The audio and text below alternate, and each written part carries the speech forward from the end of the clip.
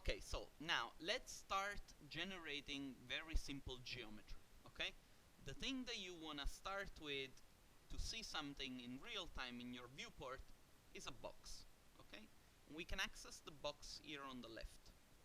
Eventually, if you don't want to access the box from the command bar, you can simply click inside, anywhere inside the viewport, and write box. You're gonna see up here, you're gonna get a command.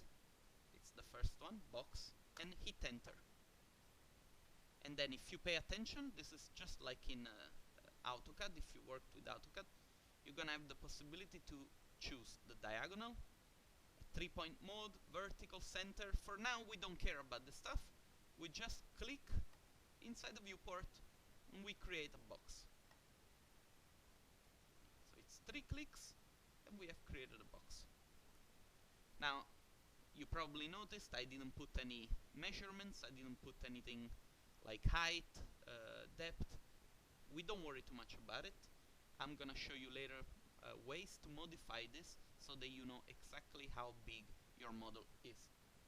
Do you all have a box inside your viewport? Brilliant.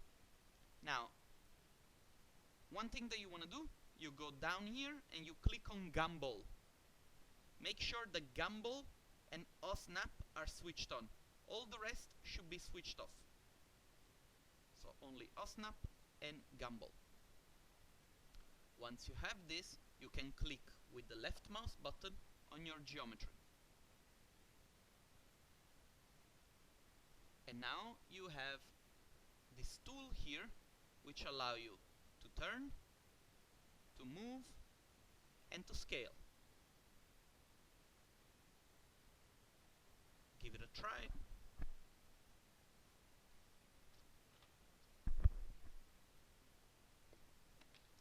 Now, one thing that you can do with the gumball, I'm just gonna reset the geometry to what it was before.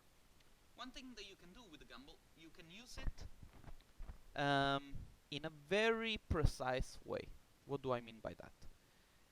You see these arrows, they give you a direction where the geometry is moving. Like for instance, in this case, it's moving along the y-axis. In this case, it's moving along the x-axis. How do I know that it's the x and y-axis? You can see it down here.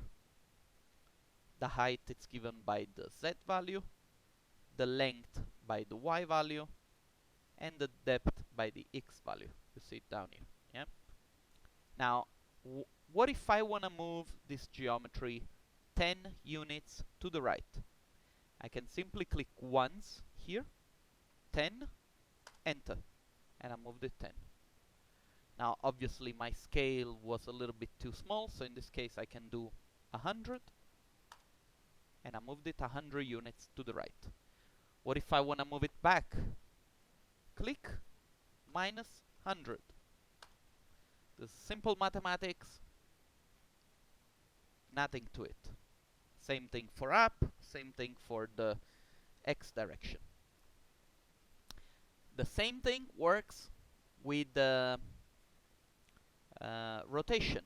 If I click once here, I can write 35 degrees, and I turn my geometry 35 degrees. It works with the scaling. If I want to scale this geometry, say 30% in that direction, all I have to do is click here and write 130. Oops, sorry. Then at this point I need to write 1.3. Yes. I use a lot of tools every day, and some others, you know, they work with a different type of system. But basically, if I want to have it 30% bigger, I need to tip 1.3 in. Actually 1.33, but yeah, you get the point. Now, I love working with the gumball. It's an extremely powerful tool because you can do modifications and create copies at the same time. Like for instance, if I now want to move this geometry to the right and make a copy, I click on Alt, click on the geometry, and now I made a copy. Extremely fast, extremely useful. This works with every type of um, translation. If I want to make a rotation, I click Alt, rotate the geometry, and I made a copy at the same time. These are two separate elements. And it works also with scaling. I scale this geometry with Alt, and now I made a copy. Is everything clear so far? Beautiful. Now, some utilities regarding the gumball.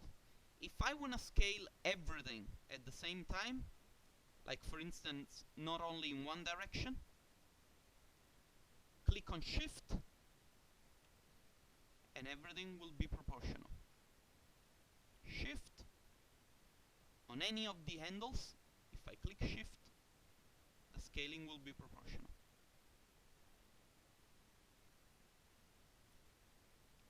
Now,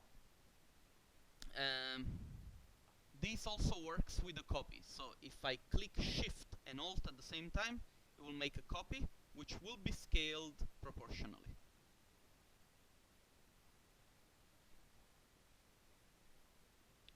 Now, if you're ready, I'm going to show you some more advanced functions.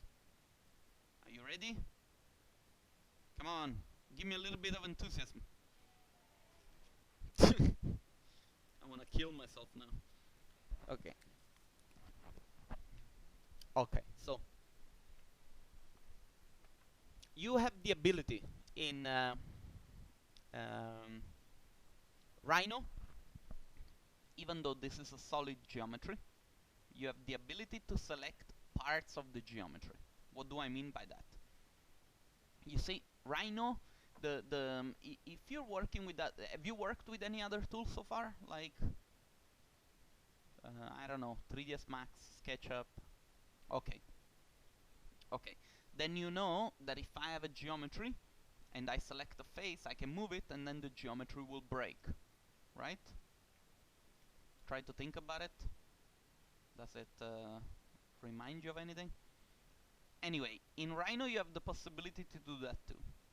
I can select part of the geometry and I can manipulate it to create instances of the same geometry. Like for instance, if I Shift, Control, select a face or an edge, I can then manipulate it. So I click on Shift and Steuerung or Control, and then I select the face. Now I've selected the face. I can take this face and I can move it. Now one thing that I want you to notice is that if I'm looking at the geometry from the top, I get this little gizmo on the gumball, which is red and green, or if I turn my viewport, becomes green and blue, or green and red, which basically allow you to move the geometry on the plane defined by the two arrows. What do I mean by that? If I look at the geometry from here, the plane defined by the two arrows is this one, you see? So I can take this geometry and I can move it. If I look at the view from this side, my plane is defined by these two arrows. It will take you a little bit of time to get used to this, but once you get the hold of it, you're gonna see how powerful this method is. I can do the same with edges. I can take an edge, select it, and I can move it. Now, as long as we try to stay on relatively flat geometries, Rhino does a great job in creating ruled surfaces. That means surfaces that don't have a kink inside. But the moment we start to twist and bend this geometry, Rhino's gonna give us some issues because he doesn't know what to do with the geometry itself. Like for instance, in this case, you see that this geometry is not super flat, it has a little bit of a belly, and the same with the one underneath. So in that case, what we'll have to do, we'll have to rebuild the geometry and make sure that the geometry is correct. Now, this is enough for the box. I'm going to stop the video right now. If you have any questions, you can of course